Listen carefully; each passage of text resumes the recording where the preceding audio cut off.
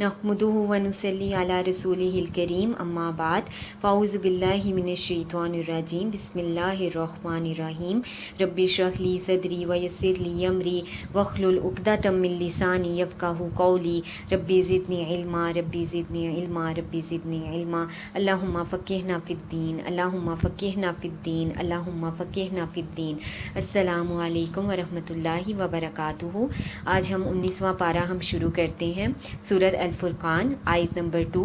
इस आयत में अल्लाह ताला का तारुफ बहुत खूबसूरत अंदाज में बयान हुआ है कि अल्लाह ज़मीन व आसमान का मालिक है, जिसका कोई बेटा नहीं और ना ही किसी को वो अपना शरीक बनाता है।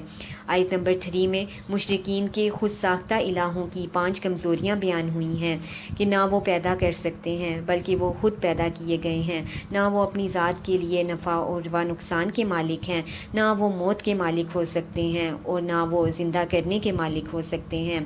आयत नंबर 12 और 14 में मुजरिमों के साथ जहन्नुम में क्या सलूक किया जाएगा उसका बयान है। उनके लिए भड़कती आग है, दूर से जहन्नुम की आवाज़ सुन लेंगे और इनको जंजीरों में जकड़कर तंग जगह पर डाल दिया जाएगा और वो इसमें मौत को पुकारेंगे।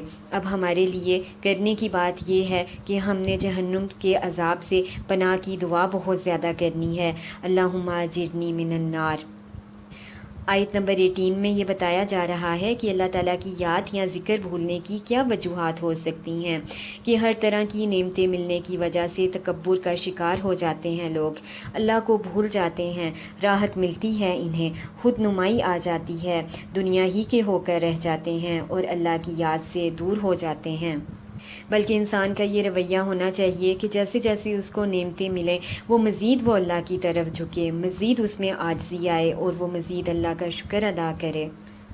आयत नंबर 20 में बताया जा रहा है कि हमें ज़िंदगी गुजारने के असूल बताए गए हैं कि लोगों के ख़यालात और सोच के मुख्तलिफ होने पर सब्र करें, समझ लें कि ये आजमाइश हैं, अल्लाह से मदद हासिल करें और सब्र करें।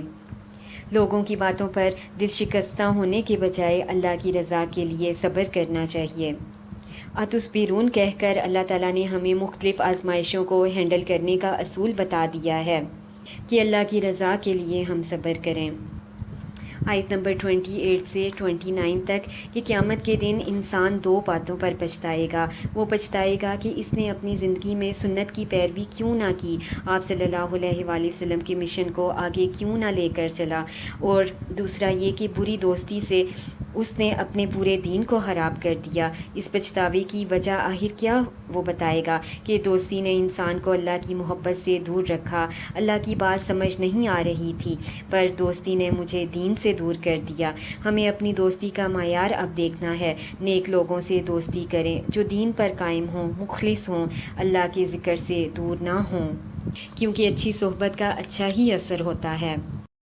आयत नंबर 30 की तफसीर से हमें मालूम होता है कि उम्मत के लोग कुरान को पसेपुश डालकर कुफार की पैरवी करने लग जाते हैं। अब कुरान छोड़ने के कौन से तरीके हैं? पढ़कर भुला देना, जानने की कोशिश ना करना, आयात का मजाक उड़ाना।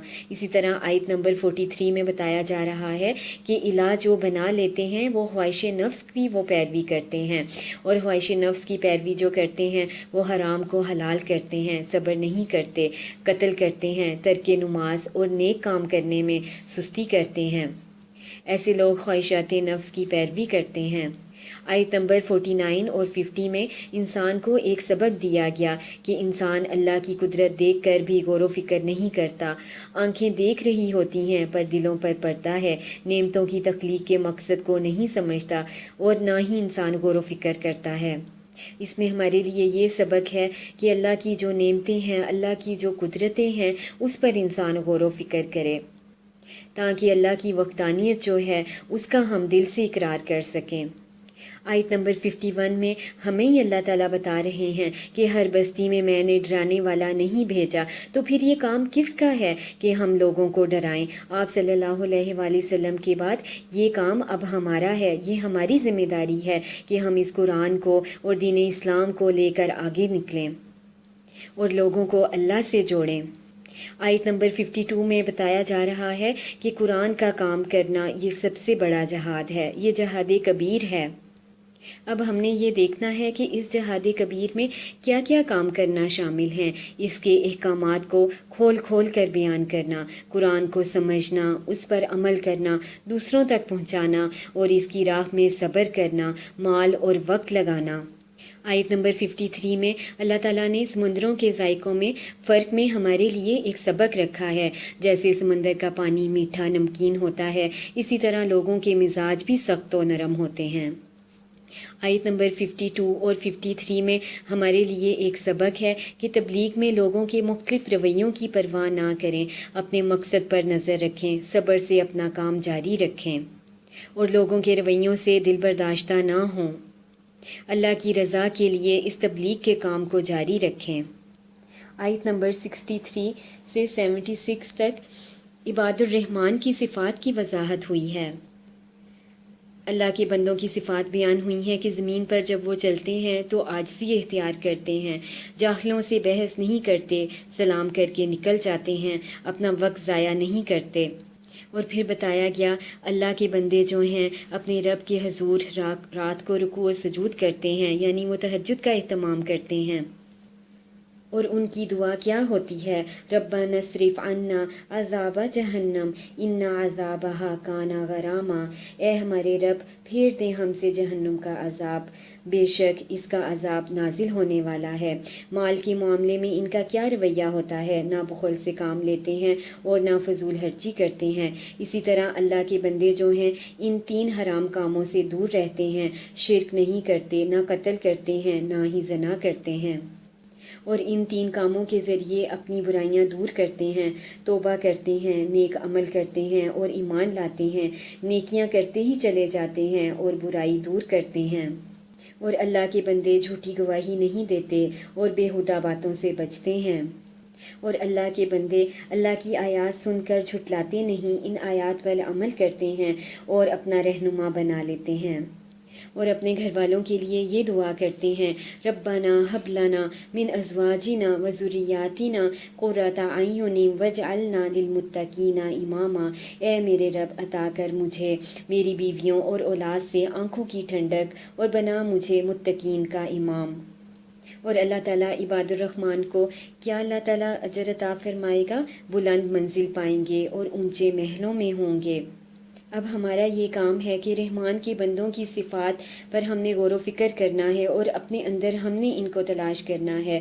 اگر ہم میں وہ نہیں ہیں تو ہم نے یہ جو صفات ہیں اپنے اندر پیدا کرنے کی کوشش کرنی ہے انشاءاللہ، اور یہ سوچیں کہ اگر ہم نیک ہوں گے تو ہماری اولاد بھی نیک ہوگی، اور اگر ہم بگڑے ہوئے ہوں گے تو ہماری اولاد بھی بگڑ جائے گی۔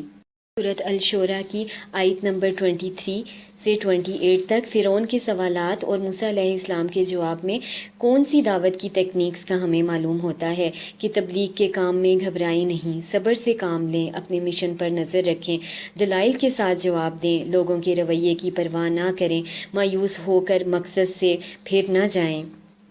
آیت نمبر 81 سے 78 میں ہے کہ ابراہیم علیہ السلام نے رب العالمین کا تعارف کس خوبصورت طریقے سے کروایا۔ اللہ نے پیدا کیا اور ہدایت دی، وہی کھلاتا ہے اور وہی پلاتا ہے، بیماری میں وہی شفا عطا فرماتا ہے، موت و زندگی دینے والا ہے، اور اللہ موت کے بعد دوبارہ اٹھائے گا۔ آیت نمبر 88 اور 89 میں بتایا جا رہا ہے کہ مال اور بیٹے اللہ تعالیٰ کے نزدیک کوئی کام نہ آئیں گے، تو پھر کیا چیز کام آئے گی؟ جو سلامتی والا دل لے کر آئے گا، جس میں صرف اللہ ہو، شرک سے پاک دل ہی کام آئے گا۔ آیت نمبر 221 اور 222 میں ہے شیاطین کن پر اترتے ہیں؟ شیاطین ہر چال باز، بدکار، جھوٹے اور گناہ گار پر اترتے ہیں، شعراء پر اترتے ہیں جو جھوٹی باتیں کرتے ہیں۔ سورۃ النمل کی آیت نمبر 18 میں ہے۔ اس آیت کو پڑھ کر اللہ کی دوسری مخلوق کے بارے میں ہمیں معلوم ہوتا ہے کہ جانوروں میں بھی عقل ہے، وہ بھی سمجھتے ہیں کہ کون آ رہا ہے، اچھا یا برا سلوک بھی بتاتے ہیں، ان میں بھی نظم و ضبط ہوتا ہے۔ آیت نمبر 19 میں ہے سلیمان علیہ السلام مخلوق کی بولی سمجھ کر جو دعا کرتے ہیں، اس میں کیا انداز سمجھ آیا اور وہ کیا مانگ رہے ہیں؟ وہ نعمتوں پر شکر کی دعا کر رہے ہیں، عمل صالحہ کی توفیق مانگ رہے ہیں اور نیک لوگوں کی صحبت پانے کی دعا کر رہے ہیں۔ آیت نمبر 29 اور 30 میں ان آیات میں خط لکھنے کے ہمیں آداب بتائے جا رہے ہیں۔ پہلے اللہ کے نام سے آغاز کیا جائے، مختصر اور جامد کلام ہو، بامقصد بات کی جائے۔ آیت نمبر 32 میں ہے کہ ایک کامیاب لیڈر میں کون سی خوبی ہوتی ہے؟ وہ متعلقہ لوگوں سے مشورہ کرتا ہے، کیونکہ جو دوسروں سے مشورہ کرتے ہیں ان میں تکبر نہیں ہوتا۔ آیت نمبر 40 میں ہے کہ انسان اپنی کسی خوبی یا صلاحیت کو استعمال کرتے ہوئے کیا کہے اور دل میں کیا خیال آنا چاہیے۔ اس خوبی یا صلاحیت کو اللہ کا فضل کہنا چاہیے، اسی کا شکر ادا کرنا چاہیے اور یہ سوچے کہ یہ سب اللہ ہی کا دیا ہوا ہے اور تکبر نہ کرے۔ اب ہم نے اپنا جائزہ لینا ہے، اپنے دوستوں کا ہم نے جائزہ لینا ہے کہ کس کے پاس بیٹھ کر ہمیں رب یاد رہتا ہے اور کن کی صحبت میں ہمیں رب کی یاد بھول جاتی ہے۔ اور ہم نے اپنا جائزہ لینا ہے کہ کیا ہمارے اندر رحمان کے بندوں والی صفات موجود ہیں، اور ہم نے اپنا یہ جائزہ لینا ہے کہ کیا ہم اپنی غلطیوں اور گناہوں پر گڑ گڑا کر توبہ کرتے ہیں کہ اللہ توبہ قبول کر لے اور ہماری نیکیوں سے برائیاں مٹا دے۔ اور ہم نے اپنا یہ جائزہ لینا ہے کہ کیا ہمارے اندر ایسی تڑپ ہے کہ مشن میں کام کرتے ہوئے اپنی جان گھلا دیں۔ اور ایک مسلمان کا مشن کیا ہے کہ اللہ کے کلام کو آگے پہنچانا، یہ ایک مومن کا مشن ہونا چاہیے۔ سورۃ الشورى میں، اس سورت میں بہت سی قوموں کی تباہی کا ذکر ہے۔ کیا ان کی نافرمانیوں کی وجہ سے ہم لوگوں نے کوئی سبق حاصل کیا؟ سورۃ النمل میں ہے کہ کیا ہمارا ایمان اتنا مضبوط ہے کہ مشکل آنے پر مالی نقصانات برداشت ہم کر پائیں؟ اور کیا ہم اپنے شوہر اور خاندان کی وفادار ہیں؟ اور کیا میں بچوں کی تربیت کے لیے منصوبہ بندی کرتی ہوں؟ اور کیا میں بچوں کی اچھی تربیت کے لیے فکر مند رہتی ہوں؟ اور میں اس کے لیے کیا منصوبہ بندی کرتی ہوں؟ اللہ تعالی ہم سب کو عمل کی توفیق عطا فرمائے اور ہمارے اندر رحمان کے بندوں والی صفات پیدا ہو جائیں۔ آمین ثم آمین۔ سبحانک اللہم و بحمدک، اشہد ان لا الہ الا انت، استغفرک و اتوب الیک۔ السلام علیکم ورحمۃ اللہ وبرکاتہ۔